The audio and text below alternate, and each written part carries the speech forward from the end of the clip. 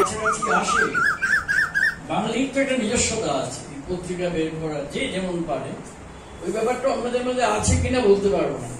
কিছু কিছু অনুমান করতে পারি, কয়েকটি বিশেষ ভাষা গোষ্ঠী থাকতেও পারে, কিন্তু এই ব্যাপারে বাঙালির কোনো তুলনা হয় না। আমি যখন এই কথাগুলো বলছি, আমার মনে পড়ছে না পড়ে উপায় নেই। হঠাৎ একদিন বোধহয় 5 ঘন্টায় 332 সেন্টিমিটার জল ঝরে পড়লো যে কলকাতায়, এবং তারপরে আমি যতটুকু জেনেছি, আপনারা সবাই জানেন, আমরা সবাই হয়তো, আমি তো সেভাবে ফেসবুকে নেই, সুতরাং তবু খবরটা চলে আসে, এবং যা শুনেছি সেটা বর্ণনারও অতীত।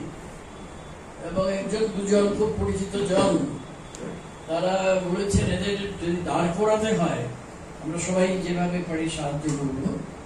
আমি তো প্রথম 2 দিন, যাদের আমি ভালোভাবে চিনি, আমার বইটুই প্রকাশ করেন বলে নয়, এছাড়াও পরিচয় আছে, আমি 2 দিন আমি ভয়েই কথা বলতে পারিনি, কি কথা বলবো, আর ওরা সান্ত্বনা দেওয়ার তো জায়গা নেই। তারপর আমি গতকাল এই কাজটা করলাম, এবং সেইখানে অনেকের মধ্যে একজন হচ্ছেন দেশ পাবলিশিং এর কর্ণধার সুধাংশু। তিনি যেটা বললেন যে সেটা শুনে স্তম্ভিত হয়ে গেলাম। কারণ দেখিয়ে বললেন কয়েক লক্ষ টাকার খরচ, মানে ক্ষতি তাদের হয়েই গেছে, এখনো তারা এসএস করছেন।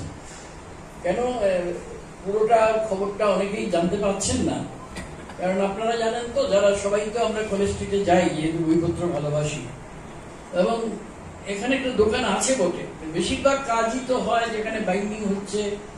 একজন আমাকে বললো, আমার একজন পাবলিশার, তার নাম দেবাশিস ভট্টাচার্য, বঙ্গীয় সাহিত্য সংসদ করে, তো তার 70 রিম কাগজ এনেছিল, একসঙ্গে বেশ কিছু বই ছাপবে বলে, সব গেছে।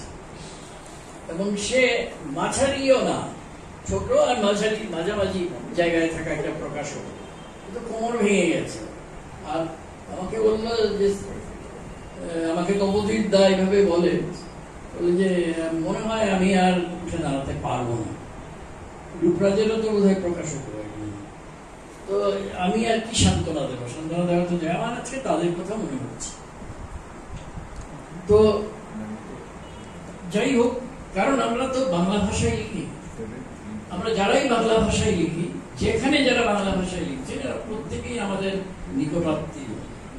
এই আত্মীয়তার বোধ যদি না জাগে, তাহলে যে সেতু তৈরি করা সাহিত্যের কাজ, সাহিত্য সম্ভার যেটা করে, এরকম পত্রিকাগুলো যেটা করে, এগুলো মানে তো থাকে না।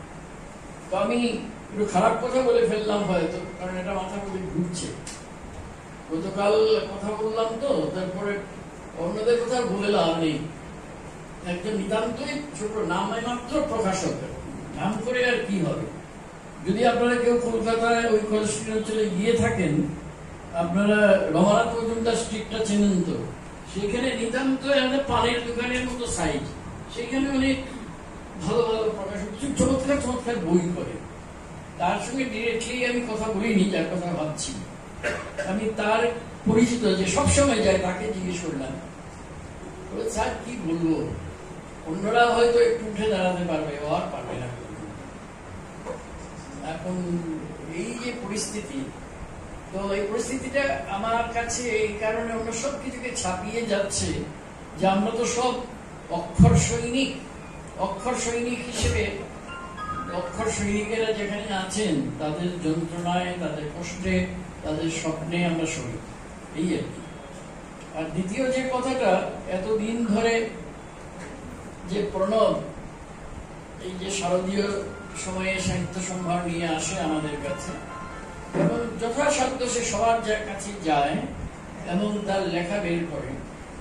আমাদের কাগজ একেবারে নেই আমাদের অঞ্চলে, তা তো নয়, আছে, কিন্তু এই কাগজ পড়ার যে কষ্ট, সেই কষ্টটা সেই বোঝে, যে কষ্টটা তাকে সইতে হবে।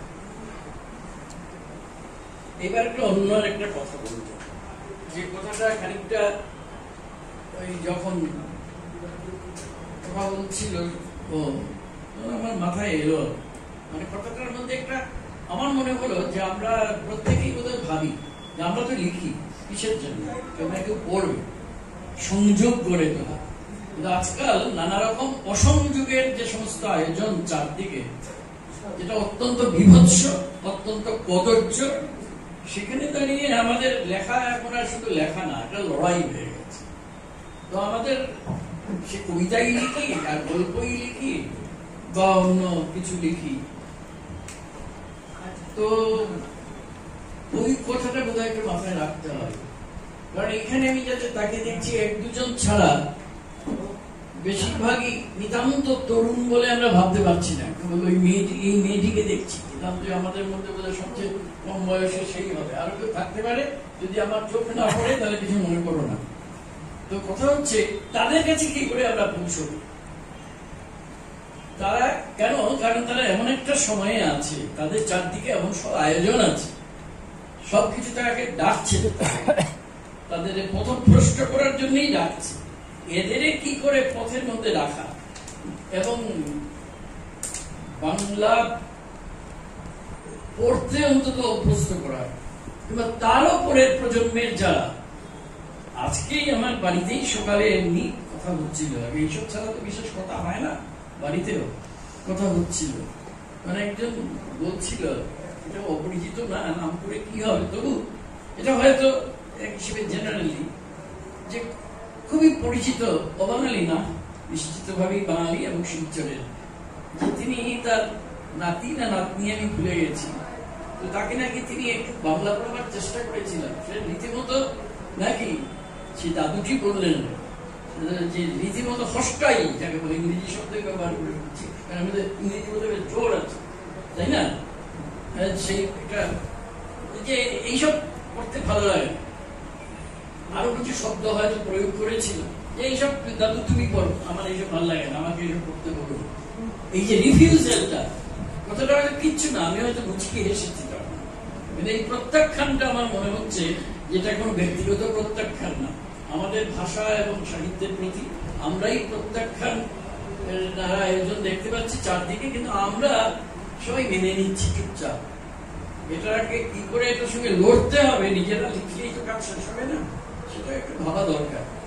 তো আমি অনেক খারাপ খারাপ কথা বলে দিয়েছি, আর দরকার নেই। সবাইকে আরেকবার শারদীয় শুভেচ্ছা, সবার পুজোটা ভালো কাটুক, পুজোর পরের দিনগুলো ভালো কাটুক, এবং লেখালেখি অব্যাহত থাকুক। যে যার মতো করে লিখছে লিখুক, প্রত্যেকের লেখারই দাম আছে, শুধু তার নিজের কাছে তা নয়। আসলে যে সমাজ এখন একটা অন্ধ সমাজ, সেখানে কিছুটা আলো তুলে ধরার জন্য প্রত্যেকের লেখাই আলো হয়ে উঠুক এবং আলো হয়ে উঠবে, এ বিশ্বাস আমার আছে। ধন্যবাদ।